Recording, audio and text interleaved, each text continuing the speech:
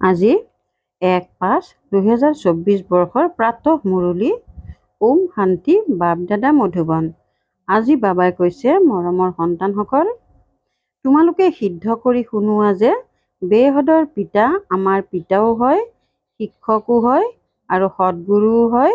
তেওঁ সৰ্বব্যাপী হ'ব নোৱাৰে। প্ৰশ্ন: এই সময়ত সৃষ্টিত অতি দুখ কিয়? দুখৰ কাৰণ কি শুনোৱা।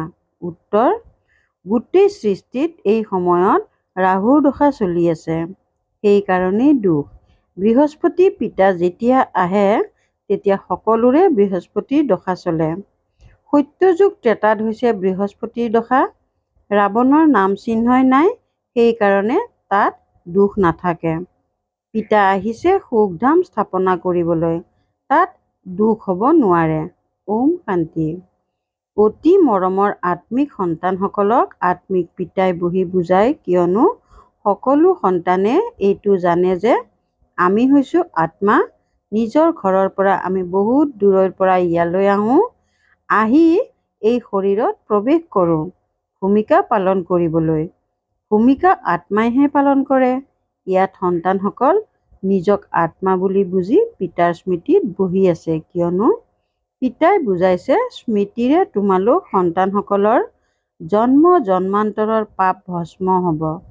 ইয়াক যোগ বুলিও ক'ব নালাগে। যোগটো সন্ন্যাসী লোকসকলে শিকায়। বিদ্যাৰ্থীৰ শিক্ষকৰ লগতো যোগসূত্ৰ থাকে। সন্তানসকলৰ পিতাকৰ লগত যোগসূত্ৰ থাকে। এয়া হৈছে আত্মা আৰু পৰমাত্মা অৰ্থাৎ সন্তানসকল আৰু পিতাৰ মেলা। এয়া হৈছে কল্যাণকাৰী মিলন। বাকী সকলোতো হৈছে অকল্যাণকাৰী। পতিত সৃষ্টি নহয় জানো? তোমালোকে যেতিয়া প্ৰদৰ্শনী বা সংগ্ৰহালয়ত বুজোৱা, তেতিয়া আত্মা আৰু পৰমাত্মাৰ পৰিচয় দিয়াটো ঠিক। আত্মা সকলোৱে সন্তান আৰু তেওঁ হৈছে পৰম পিতা পৰমাত্মা, যি পৰমধামত নিবাস কৰে। কোনো সন্তানে নিজৰ লৌকিক পিতাক পৰম পিতা বুলি নকয়। পৰম পিতাক দুখতহে স্মৰণ কৰে। হে পৰম পিতা পৰমাত্মা। পৰমাত্মা থাকেই পৰমধামত। এতিয়া তোমালোকে আত্মা বুলি পৰমাত্মাৰ জ্ঞানটো বুজোৱা, কিন্তু কেৱল এইটো বুজাব নালাগে যে দুজন পিতা আছে। তেওঁ পিতাও হয়, শিক্ষকো হয়। এইটো নিশ্চয় বুজাব লাগে। আমি সকলো ভাই ভাই। তেওঁ সকলো আত্মাৰ পিতা। ভক্তি মাৰ্গত সকলোৱে ভগৱান পিতাক স্মৰণ কৰে, কিয়নো ভগৱানৰ পৰা ভক্তিৰ ফল প্ৰাপ্ত হয়, অথবা পিতাৰ পৰা সন্তানসকলে উত্তৰাধিকাৰ লয়। ভগৱানে সন্তানসকলক ভক্তিৰ ফল দিয়ে। কি দিয়ে? বিশ্বৰ মালিক কৰি তোলে। কিন্তু তোমালোকে কেৱল পিতা বুলি সিদ্ধ কৰিব নালাগে। তেওঁ পিতাও হয় আৰু শিক্ষা দিওঁতাও হয়, সদ্গুৰুও হয়। এনেকৈ বুজালে তেতিয়া সৰ্বব্যাপীৰ ধাৰণাটো নোহোৱা হৈ যাব। এইটো সংযোজিত কৰা। সেই পিতা হৈছে জ্ঞানৰ সাগৰ, আহি ৰাজযোগ শিকায়। কোৱা, তেওঁ শিক্ষা দিওঁতা শিক্ষকো হয়, তেন্তে আকৌ সৰ্বব্যাপী কেনেকৈ হ'ব পাৰে? শিক্ষক নিশ্চয় বেলেগ হয়, বিদ্যাৰ্থী বেলেগ হয়। যেনেকৈ পিতা ভিন্ন, সন্তানো ভিন্ন। আত্মাসকলে পৰমাত্মা পিতাক স্মৰণ কৰে, তেওঁৰ মহিমাও কৰে। পিতাহে মনুষ্য সৃষ্টিৰ বীজৰূপ হয়। তেওঁ আহি আমাক মনুষ্য সৃষ্টিৰ আদি মধ্য অন্তৰ জ্ঞান শুনায়। পিতাই স্বৰ্গ স্থাপনা কৰে, আমি স্বৰ্গবাসী হওঁ। লগতে এইটোও বুজায় যে দুজন পিতা আছে। লৌকিক পিতাই প্ৰতিপালন কৰিলে আকৌ পঢ়িবৰ কাৰণে শিক্ষকৰ ওচৰলৈ যাবলগীয়া হয়। আকৌ 60 বছৰৰ পাছত বানপ্ৰস্থ অৱস্থাত যাবৰ কাৰণে গুৰুৰ ওচৰলৈ যাবলগীয়া হয়। পিতা, শিক্ষক, গুৰু ভিন্ন ভিন্ন হয়। এওঁ বেহদৰ পিতাটো সকলো আত্মাৰেই পিতা, জ্ঞানৰ সাগৰ হয়। মনুষ্য সৃষ্টিৰ বীজৰূপ, সত্য চৈতন্য আনন্দ স্বৰূপ হয়। সুখৰ সাগৰ, শান্তিৰ সাগৰ হয়। তেওঁৰ মহিমা আৰম্ভ কৰি দিয়া, কিয়নো জগতত মতভেদ বহুত আছে নহয়। যদি সৰ্বব্যাপী হয়, তেন্তে আকৌ শিক্ষক হৈ পঢ়াব কেনেকৈ? আকৌ তেওঁ সদ্গুৰুও হয়, সকলোকে মাৰ্গদৰ্শক হৈ লৈ যায়। শিক্ষা দিয়ে অৰ্থাৎ স্মৰণ কৰিবলৈ শিকায়। ভাৰতৰ প্ৰাচীন ৰাজযোগৰো গায়ন কৰা হয়। পুৰণিতকৈও পুৰণি হৈছে সংগম যুগ, নতুন আৰু পুৰণি সৃষ্টিৰ মধ্যত। তোমালোকে বুজি পোৱা যে আজিৰ পৰা ৫,০০০ বছৰ পূৰ্বে পিতা আহি নিজৰ কৰি লৈছিল আৰু আমাৰ শিক্ষক সদ্গুৰুও হৈছিল। তেওঁ কেৱল আমাৰ পিতাই নহয়, তেওঁতো জ্ঞানৰ সাগৰ অৰ্থাৎ শিক্ষকো হয়। আমাক শিক্ষা দিয়ে। সৃষ্টিৰ আদি মধ্য অন্তৰ ৰহস্য বুজায় কিয়নো তেওঁ হৈছে বীজৰূপ, বৃক্ষপতি। তেওঁ যেতিয়া ভাৰতলৈ আহে তেতিয়া ভাৰতত বৃহস্পতিৰ দশা চলে। সত্য যুগত হৈছে সকলো সৰ্বদা সুখী দেৱী দেৱতা। সকলোৰে বৃহস্পতিৰ দশা চলে। যেতিয়া পুনৰ সৃষ্টি তমোপ্ৰধান হয় তেতিয়া সকলোৰে ৰাহুৰ দশা চলে। বৃক্ষপতিক কোনেও নাজানে। নাজানিলে আকৌ উত্তৰাধিকাৰ কেনেকৈ পাব পাৰে? তোমালোক যেতিয়া ইয়াত বঢ়া তেতিয়া অশৰীৰী হৈ বহিবা। এইটো জ্ঞান প্ৰাপ্ত কৰিছা যে আত্মা বেলেগ, ঘৰ বেলেগ। ৫ তত্ত্বৰ পুতলা শৰীৰ অৰ্থাৎ গঠন হয়, তাত আত্মাই প্ৰৱেশ কৰে। সকলোৰে ভূমিকা নিৰ্ধাৰিত হৈ আছে। পোনপ্ৰথমে মুখ্য কথা এইটো বুজাব লাগে যে পিতা হৈছে পৰম পিতা, পৰম শিক্ষক। লৌকিক পিতা, শিক্ষক, গুৰুৰ পাৰ্থক্য বুজালে তৎক্ষণাৎ বুজিব, তৰ্ক নকৰিব। আত্মাসকলৰ পিতাৰ গোটেই জ্ঞান আছে। এইটো এটা বিশেষত্ব। তেওঁৱেই আমাক ৰচনাৰ আদি মধ্য অন্তৰ ৰহস্য বুজায়। আগতে ঋষিমুনি আদিয়েতো কৈছিল আমি ৰচয়িতা আৰু ৰচনাৰ আদি মধ্য অন্তক নাজানো কিয়নো সেই সময়ত তেওঁলোক হতু আছিল। হতু প্ৰত্যেক বস্তু সতুপ্ৰধান আৰু হতু ৰজু তমোত আহেই। নতুনৰ পৰা পুৰণি নিশ্চয় হয়। তোমালোকে এই সৃষ্টি চক্ৰৰ আয়ুসৰ বিষয়েও জানা। মনুষ্যই এইটো পাহৰি গ'ল যে ইয়াৰ আয়ুস কিমান। বাকী এই শাস্ত্ৰ আদি সকলো ভক্তিমাৰ্গৰ কাৰণে ৰচনা কৰে। বহুত কাহিনী লিখি দিছে। সকলোৰে পিতাটো এজনেই, সদ্গতিদাতা এজনেই। গুৰু অনেক আছে। সদ্গতি কৰাওঁতা সদ্গুৰু এজনেই। সদ্গতি কেনেকৈ হয় সেয়াও তোমালোকৰ বুদ্ধিত আছে। আদি সনাতন দেৱী দেৱতা ধৰ্মকহে সদ্গতি বুলি কোৱা হয়। তাত কম সংখ্যক মনুষ্য থাকে। এতিয়াতো কিমান অনেক মনুষ্য আছে। তাততো কেৱল দেৱতাসকলৰ ৰাজ্য হ'ব, আকৌ কুল বৃদ্ধি হয়। লক্ষ্মী নাৰায়ণ প্ৰথম, দ্বিতীয়, তৃতীয় এনেকৈ চলি থাকে। যেতিয়া প্ৰথম হ'ব তেতিয়া কিমান কম মনুষ্য হ'ব। এই চিন্তনো কেৱল তোমালোকৰ চলে। এইটো তোমালোক সন্তানসকলে বুজি পোৱা যে ভগৱান তোমালোক সকলো আত্মাৰ পিতা এজনেই। তেওঁ হৈছে বেহদৰ পিতা। হদৰ পিতাৰ পৰা হদৰ উত্তৰাধিকাৰ প্ৰাপ্ত হয়। বেহদৰ পিতাৰ পৰা বেহদৰ উত্তৰাধিকাৰ ২১ প্ৰজন্মৰ বাবে স্বৰ্গৰ বাদশ্বাহী প্ৰাপ্ত হয়। ২১ প্ৰজন্ম অৰ্থাৎ যেতিয়া বৃদ্ধ অৱস্থা হয় তেতিয়া শৰীৰ ত্যাগ কৰে, তাত নিজক আত্মা বুলি বুজে। ইয়াত দেহ অভিমানী হোৱাৰ কাৰণে নাজানে যে আত্মাইহে এটা শৰীৰ এৰি অন্য এটা লয়। এতিয়া দেহ অভিমানীসকলক আত্ম অভিমানী কৰি কোনে তুলিব? এই সময়ত এজনো আত্মা অভিমানী নাই। পিতাহে আহি আত্মা অভিমানী কৰি তোলে। তাত এইটো জানে যে আত্মাই এটা ডাঙৰ শৰীৰ এৰি সৰু শিশু হ'বগৈ। সাপৰো দৃষ্টান্ত আছে। এই সাপ, ভোমোৰা আদিৰ দৃষ্টান্ত সকলো ইয়াৰেই আৰু এই সময়ৰেই। যিবিলাক আকৌ ভক্তি মাৰ্গতো কামত আহে। বাস্তৱত ব্ৰাহ্মণীতো তোমালোক হোৱা, যিয়ে বিস্তাৰ পোকক ভোঁ ভোঁ কৰি মনুষ্যৰ পৰা দেৱতা কৰি তোলা। পিতাৰ জ্ঞান আছে নহয়। তেওঁৱেই জ্ঞানৰ সাগৰ, শান্তিৰ সাগৰ হয়। সকলোৱে শান্তি বিচাৰি থাকে। হে শান্তিদাতা কাক মাতি থাকে? যিজন শান্তিদাতা অথবা সাগৰ হয় তেওঁৰ মহিমাও গায়, কিন্তু অৰ্থৰহিত। কৈ দিয়ে একোৱেই বুজি নাপায়। পিতাই কয়, এই বেদ শাস্ত্ৰ আদি সকলো হৈছে ভক্তি মাৰ্গৰ।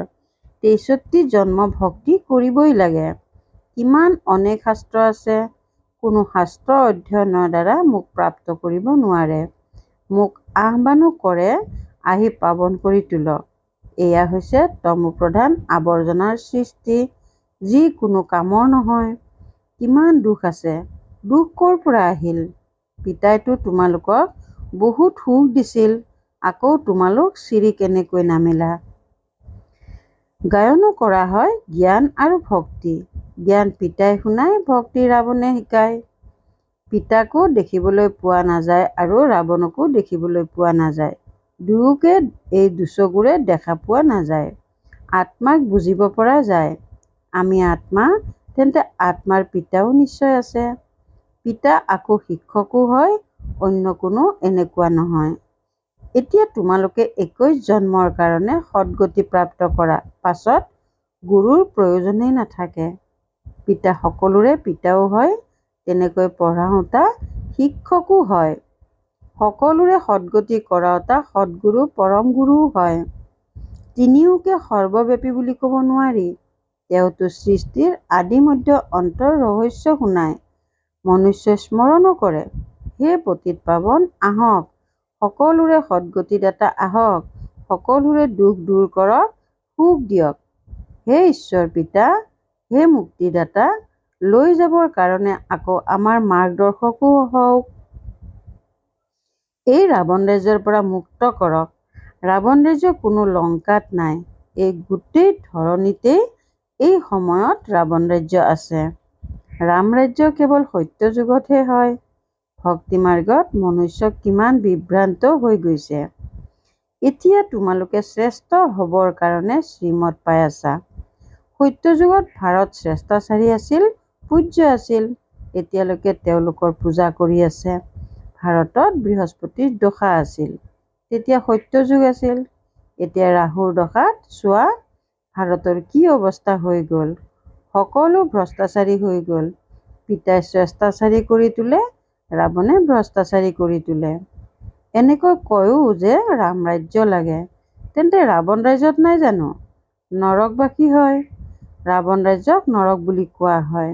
স্বৰ্গ আৰু নৰক আধা আধা। এয়াও তোমালোক সন্তানসকলেহে জানা। ৰাম ৰাজ্য কাক আৰু ৰাৱণ ৰাজ্য কাক কোৱা হয়? গতিকে প্ৰথমতে বুদ্ধিত এইটো নিশ্চয়তা থাকিব লাগে, তেওঁ আমাৰ পিতা, আমি সকলো আত্মা ভাই ভাই। পিতাৰ পৰা সকলোৰে উত্তৰাধিকাৰ লোৱাৰ অধিকাৰ আছে। সেয়াই পাইছিল। পিতাই ৰাজযোগ শিকাই সুখধামৰ মালিক কৰি তুলিছিল। বাকী সকলো শান্তিধামলৈ গুচি গ'ল। এয়াও সন্তানসকলে জানে যে বৃক্ষপতি হৈছে চৈতন্য, সত্য চৈতন্য আনন্দ স্বৰূপ। আত্মাও সত্যও হয়, চৈতন্যও হয়। পিতাও সত্য চৈতন্য বৃক্ষপতিও হয়। এয়া ওলোটা বৃক্ষ নহয় জানো? ইয়াৰ বীজ ওপৰত আছে। পিতাহে আহি বুজায় যে যেতিয়া তোমালোক তমোপ্ৰধান হৈ যোৱা, তেতিয়া পিতা সতোপ্ৰধান কৰি তুলিবলৈ আহে। বুৰঞ্জী ভূগোল পুনৰাবৃত্তি হয়। এতিয়া তোমালোকক কয় হিষ্ট্ৰী জিঅ'গ্ৰাফী, ইংৰাজী শব্দ নকবা। হিন্দীত কোৱা হ'ব ইতিহাস ভূগোল। ইংৰাজীটো সকলোৱে পঢ়েই, এনেকৈ ভাবে যে ভগৱানে গীতা সংস্কৃত ভাষাত শুনালে। এতিয়া শ্ৰীকৃষ্ণ হৈছে সত্য যুগৰ ৰাজকুমাৰ, তাত এইটো ভাষা আছিল, এনেকৈতো লিখি থোৱা নাই। ভাষা নিশ্চয় আছে। যিসকল ৰজা হয় তেওঁলোকৰ নিজৰ নিজৰ ভাষা থাকে। সত্যযুগী ৰজাসকলৰ নিজা ভাষা থাকিব। সংস্কৃত তাত নাথাকে। সত্যযুগৰ ৰীতি প্ৰথা সুকীয়া, কলিযুগী মনুষ্যৰ ৰীতি প্ৰথাও সুকীয়া। তোমালোক সকলো হৈছা মীৰা, যিয়ে কলিযুগী লোক লাজ কুলৰ মৰ্যাদা পচন্দ নকৰা। তোমালোকে কলিযুগী লোকলাজ এৰি দিয়া, তেতিয়া কিমান কাজিয়া হয়। তোমালোকক পিতাই শ্ৰীমত দিছে, কাম হৈছে মহাশত্ৰু, ইয়াৰ ওপৰত বিজয়ী হোৱা। জগতজিত হওঁতাসকলৰ এই চিত্ৰও সন্মুখত আছে। তোমালোকেতো বেহদৰ পিতাৰ পৰা ৰায় পোৱা যে বিশ্বত শান্তি প্ৰতিষ্ঠা কেনেকৈ হ'ব। শান্তিদাতা বুলি ক'লে পিতাহে স্মৃতিলৈ আহে। পিতাহে আহি কল্পই কল্পই বিশ্বত শান্তি স্থাপনা কৰে। কল্পৰ আয়ুস দীঘলীয়া কৰি দিয়াৰ বাবে মনুষ্য যেন কুম্ভকৰ্ণৰ নিদ্ৰাত শুই আছে। প্ৰথমে মনুষ্যৰ মাজত এইটো দৃঢ় নিশ্চয় জন্মোৱা যে তেওঁ আমাৰ পিতাও হয়, শিক্ষকো হয়। শিক্ষকক সৰ্বব্যাপী বুলি কেনেকৈ ক'বা? তোমালোক সন্তানসকলে জানা পিতা কেনেকৈ আহি আমাক পঢ়ায়। তোমালোকে তেওঁৰ জীৱন বৃত্তান্ত জানা। পিতা আহেই নৰকক স্বৰ্গ কৰি তুলিবলৈ। শিক্ষকো হয়, আকৌ লগত লৈও যায়। আত্মাসকলকো হৈছে অবিনাশী। আত্মাসকলে নিজৰ পূৰা ভূমিকা পালন কৰি ঘৰলৈ উভতি যায়। লৈ যাওঁতে মাৰ্গদৰ্শকো লাগে নহয়। দুখৰ পৰা মুক্ত কৰে, আকৌ মাৰ্গদৰ্শক হৈ সকলোকে লৈ যায়। ভাল বাৰু, অতি মৰমৰ কল্পৰ পাছত পুনৰাই মিলিত হোৱা সন্তানসকলৰ প্ৰতি মাতা পিতা বাপ দাদাৰ স্নেহপূৰ্ণ স্মৰণ আৰু সুপ্ৰভাত। আত্মিক পিতাৰ আত্মিক সন্তানসকলক নমস্কাৰ। ধাৰণাৰ বাবে মুখ্য সাৰ ১ নম্বৰ, কলিযুগৰ লোক-লাজ কুলৰ মৰ্যাদা এৰি ঈশ্বৰীয় কুলৰ মৰ্যাদা ধাৰণ কৰিব লাগে। অশৰীৰী পিতাই যি শুনায় সেয়া অশৰীৰী হৈ শুনাৰ অভ্যাস দৃঢ় কৰিব লাগে। ২ নম্বৰ, বেহদৰ পিতাও হয়, শিক্ষকো হয়, সদ্গুৰুও হয়। এইটো পাৰ্থক্য সকলোকে বুজাব লাগে। এইটো সিদ্ধ কৰিব লাগে যে বেহদৰ পিতা সৰ্বব্যাপী নহয়। বৰদান, হদৰ শিশুসুলভ চঞ্চলতাৰ পৰা আঁতৰি আত্মিক সম্ভ্ৰমত থাকোঁতা প্ৰীতিবুদ্ধিৰ হোৱা। হদৰ শিশুসুলভ চঞ্চলতাৰ পৰা আঁতৰি আত্মিক সম্ভ্ৰমত থাকোঁতা প্ৰীতিবুদ্ধিৰ হোৱা। বহুত সন্তানে হদৰ স্বভাৱ সংস্কাৰৰ শিশুসুলভ চঞ্চলতা বহুত কৰে। য'ত মোৰ স্বভাৱ, মোৰ সংস্কাৰ এই শব্দবোৰ আহে ত'ত এনেকুৱা শিশুসুলভ চঞ্চলতা আৰম্ভ হৈ যায়। এই মোৰ শব্দটিয়েই পাকচক্ৰত লৈ আনে। কিন্তু যিটো পিতাৰ পৰা ভিন্ন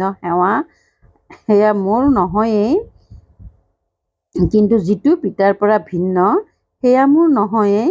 মোৰ স্বভাৱ পিতাৰ স্বভাৱৰ পৰা ভিন্ন হ'বই নোৱাৰে। সেইকাৰণে হদৰ শিক্ষাসুলভ চঞ্চলতাৰ পৰা আঁতৰি আত্মিক সম্ভ্ৰমত থকা প্ৰীতিবুদ্ধিৰ হৈ প্ৰীতিকৰ চঞ্চলতা লাগিলে কৰা। শ্লোগান, পিতাৰ প্ৰতি, সেৱাৰ প্ৰতি আৰু পৰিয়ালৰ প্ৰতি যদি স্নেহ আছে তেন্তে পৰিশ্ৰমৰ পৰা মুক্ত হৈ যাবা। পিতাৰ প্ৰতি, সেৱাৰ প্ৰতি আৰু পৰিয়ালৰ প্ৰতি যদি স্নেহ আছে তেন্তে পৰিশ্ৰমৰ পৰা মুক্ত হৈ যাবা। ওম শান্তি। আনন্দৰূপী সম্পদেৰে সম্পন্ন সৌভাগ্যৱান আৰু প্ৰসন্নচিত্ত হ'বলৈ আজিৰ অব্যক্ত সংকেত। বৰ্তমান সময়ত বিশ্বত সকলোতকৈ অধিক আৱশ্যকতা হৈছে আনন্দৰ। তোমালোকৰ ওচৰত আনন্দৰূপী সম্পদ ভৰপূৰ হৈ আছে। সেয়েহে সদায় আনন্দিত হৈ থাকা আৰু আনকো আনন্দিত হৈ থকাৰ সাধন দিয়া। ইয়াৰ দ্বাৰা সকলো আত্মাই তোমালোকক আনন্দৰ দেৱতা জ্ঞান দিব। মই আনন্দৰ দেৱতা। সদায় নিজৰ এই উপাধি স্মৃতিত ৰাখিবা। ওম শান্তি।